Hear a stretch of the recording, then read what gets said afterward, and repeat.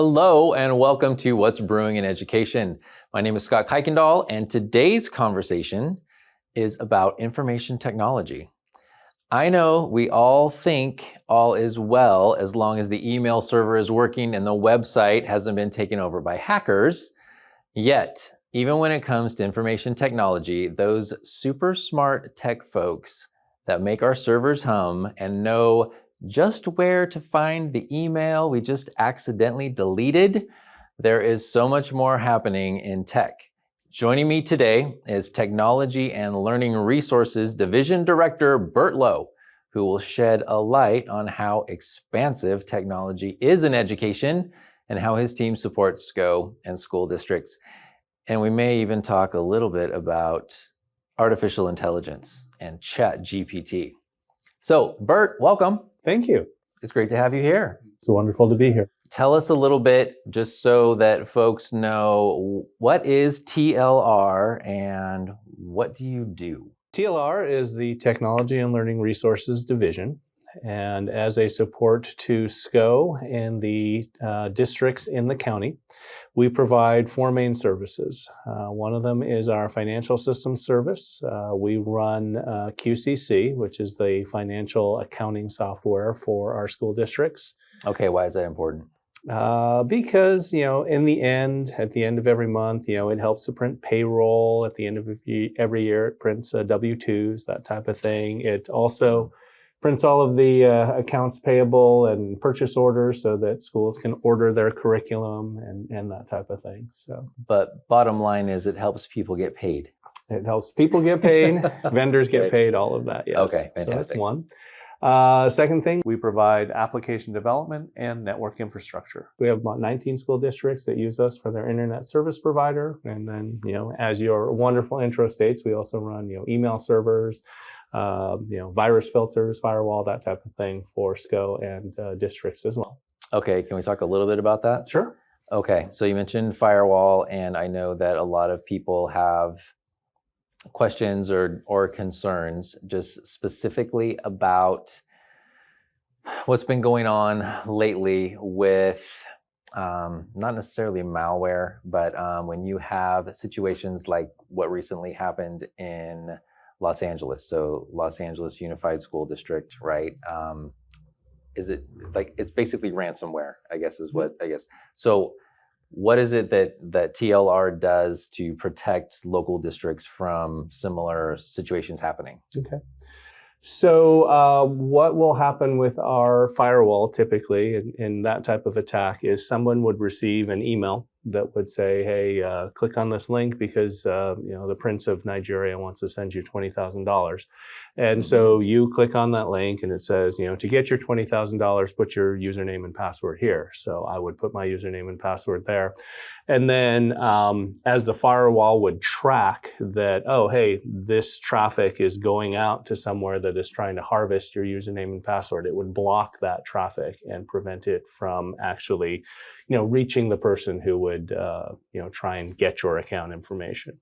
Now, for SCO users in particular, we've added a second feature called multi-factor authentication. So in the event that information does be given to somebody, then our servers will ask that person when you're logging in, if you're logging in from Russia or Brazil, hey, you're not logging in from where you normally log in from. Can you go to your cell phone and tell me the code that just went there? Or can you authenticate that it's truly you? So we're using the firewall in conjunction with some other technology to make sure that we're keeping our network safe and tidy.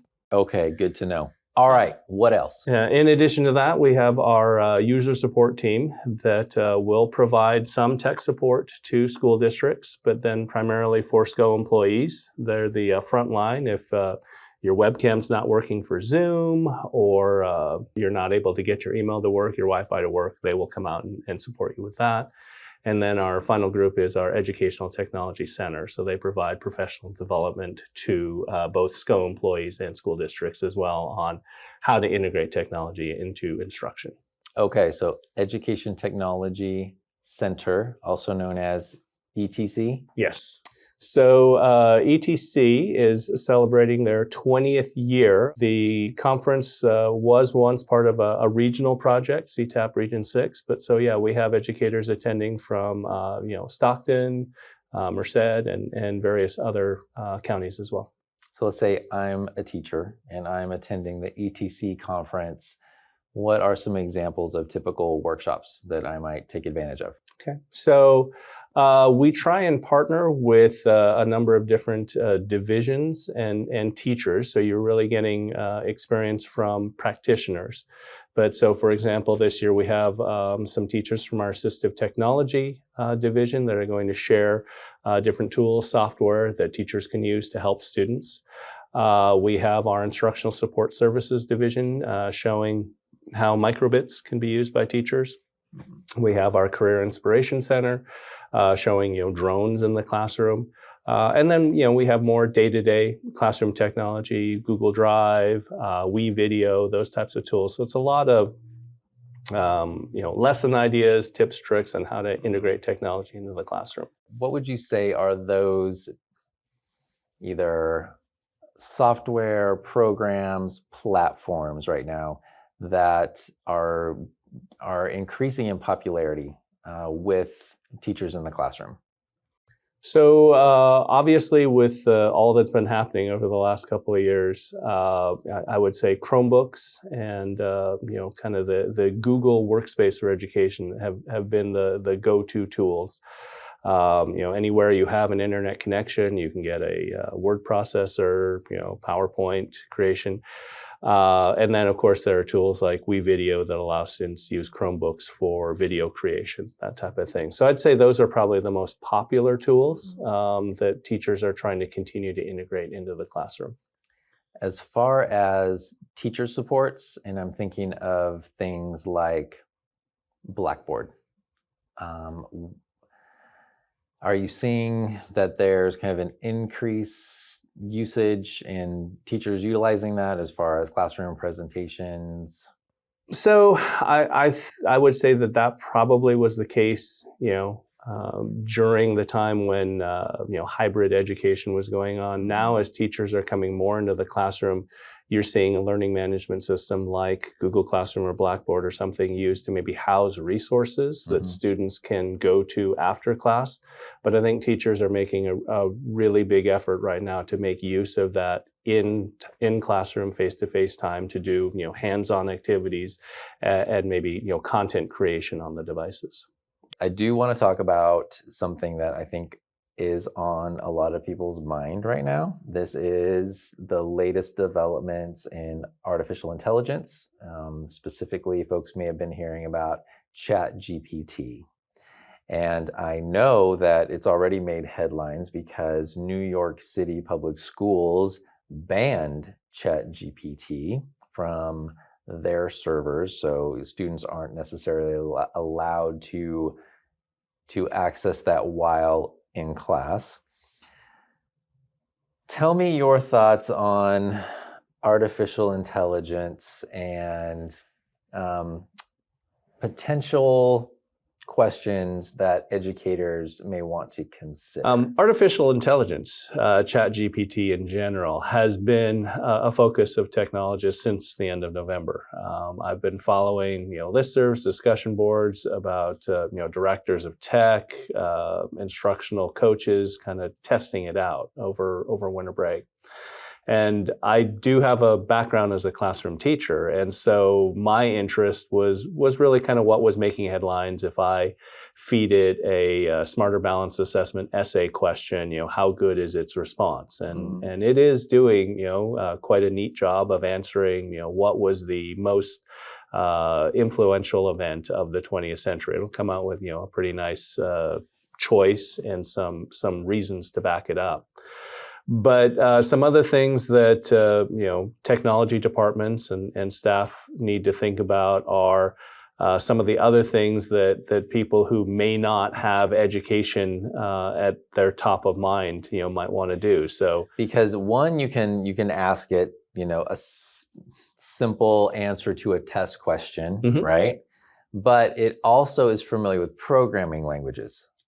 So yeah, ChatGPT has been fed a lot of data, Reddit discussion boards, text, all types of things. And so um, a lot of people are thinking, okay, well, it's mainly designed to spit out essay answers. But I really think that the focus behind ChatGPT is it's supposed to be a different way to search and find information. And a lot of people forget the chat side of it. So the idea is I can say to ChatGPT, hey, what were the main causes of the American Civil War? And it will spout out an answer. And then in a chat format, I can say, I'd like to know a little bit more about what you're giving here as answer 1. Can you give me some more examples of why state rights was, such a big concern during that time? And then it will continue to give you more information about that particular example. So, that's what I'm thinking from a classroom teacher perspective. But this idea that, it's been fed, the Java programming language, HTML programming language. So you can say, Excel formulas. So you can say, hey, I'm trying to figure out an Excel formula that will help me add, these cells from these different worksheets. It will give you something that you can copy and paste into Excel to help your work there as well. So it's useful for a lot more than just writing and reading. Hmm. What implications, okay, and I'm going to lean on your experience as a classroom teacher, how could you potentially leverage this with students in your classroom so that it's actually more of a critical thinking activity instead of just, tell me this or show me this? So as a classroom teacher, first of all, one of the things I think is important to keep in mind is that one of the big questions students always ask is, how is what you're teaching me going to be used in the real world? How am I going to use this when I grow up? And the further away you remove your teaching from reality, the less what you teach is going to be applied. And, we're just looking at the beginning of what artificial intelligence can do. So if we ignore ChatGPT and we say, well, let's block it so students can't use it, why? They're going to go out into a world where it's going to be 5 times better than what we're experiencing now, and they're going to go, I don't have any skills on how to use this. So I've been reading about a lot of interesting teachers that are coming up with things like, hey, ChatGPT, write me an essay about the causes of the Civil War, but throw in 2 factual errors. And so then students will have to read through that and try and research, okay, well, what are the errors here? What should I correct? Or really what I think a lot of people are going to do with this technology is run it as a first draft. And so the idea is, hey, write me a story that has, this kind of climax in the story. And then the students will look at that from a writing perspective and go, well, I don't really like what ChatGPT did with this. Let me edit it, add another character, that type of thing. So I really think it can be used to help create that first draft or something for students to edit and add their own personal touch, give some personal examples to prove a point, that type of thing. So that's the initial thought of how ChatGPT could be used by teachers. Do you think this could prompt teachers to do more in-class writing? Like, let's say, instead of homework, you're going to go home and, you're going to, do this 5-paragraph essay, or, you're going to answer this prompt. I mean, do you think that there may be a push to actually do more in-class writing, just, to ensure the fact that, maybe students aren't taking advantage of, this new technology? I've heard of things that people are thinking about that go a step beyond that. Like it's literally, not only will the students be asked to write in class, they'll be asked to physically write out their assignments. So that the idea is, well, I know you're not using ChatGPT to write this because it's in your handwriting. Mm-hmm. The joke I saw as a response to that is someone would write a response on ChatGPT and then use a 3D printer with a pen to write out the response. And so, if you put that out there, someone's always going to look for a solution on how technology can help. I mean, yes, I think some teachers will think of that. I don't think that's the appropriate response. Again, I think we need to learn how to use this technology. And, I know that some districts are responding by, hey, let's block ChatGPT for students. We'll allow it for staff to utilize it. And I understand that that's probably a good place to start so that you can, set safety procedures, policy, that type of thing about this tool. But I think something to keep in mind is if you block ChatGPT or, artificial intelligence on a school network and on school devices, you are in fact increasing the digital divide because students who have their own internet access or their own devices will still have access to it. So you're basically just depriving this tool to students who don't have any other resource to reach the internet than your equipment. So, that means you're taking those, most disadvantaged students and, continuing to make sure that you don't have access to the tools that can help you learn. So let's talk a little bit about accuracy. So is every answer that you are going to get back from ChatGPT 100% correct? Absolutely not. Okay, that's good for people to know. Yeah. So not only is the information not going to be completely factual, in all instances, but ChatGPT as artificial intelligence will also tend to shy away from providing opinions. So, I, for fun, gave it the prompt, which is better, hamburgers or hot dogs? And it said, as an artificial intelligence, I cannot give you an opinion, but here are some reasons why hamburgers are good. Here are some reasons why hot dogs are good. So, that's another idea that teachers can use is look more at persuasive writing or trying to add that persuasive element. ChatGPT was also initially only fed information up to the year 2021. So it's not going to necessarily have current event information in there. But it has been, pointed out on a number of occasions where the facts of what it presents are not completely accurate. Right. And then let's talk a little bit about just age appropriateness. I know that, well, let's just talk about that. Like what should parents or educators, if they're using this with children, be aware of? So I would say if you were using this in a classroom, you would definitely want to make sure that it is a teacher login that's being used, because right now ChatGPT does require some type of account created to do that. And, you wouldn't want a student to sign up not knowing, what's happening to the data that's being, mined in there, what's being used as a prompt. So you would want to have definitely a teacher or, if you're talking about families, a parent account so that they can monitor everything that goes into a ChatGPT account is saved as a chat. So you can always go back through the history. Mm-hmm. So definitely if parents are working on this with their children, I'd say, go back and take a look at the chat to see what your children are doing in ChatGPT if you're interested. Back in December, you were part of a conversation that we had with many of our local superintendents here in Stanislaus County. And for some of them, this was the first time that they'd ever even heard of ChatGPT. Many districts are going to make their own decisions about access and usage. And I think all of us are still trying to determine next steps in what is appropriate and what is not. So what could you tell parents at this point? What would be your advice to them as they're moving forward, thinking about how this could, potentially be a tool that their district is using? So I would probably say that the best thing to do is to have a conversation with, your school district. As a county office, I feel that one of our roles, especially around a tool like this, is to start the conversation with school districts. So, prior to meeting with the superintendents, I met with directors of technology from our local school districts and talked about ChatGPT and kind of shared with them some of my thoughts of, the digital divide that I was talking about, the fact that it can be used in a instructional manner. The fact that some of the protocols that school districts have put in place, like ChatGPT, can't be detected by Turnitin because Turnitin is comparing the writing against known works.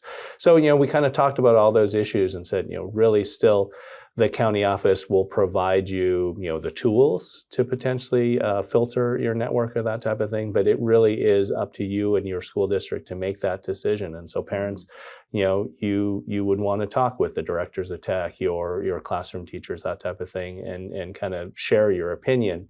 But all those decisions really are made at the local level. Okay.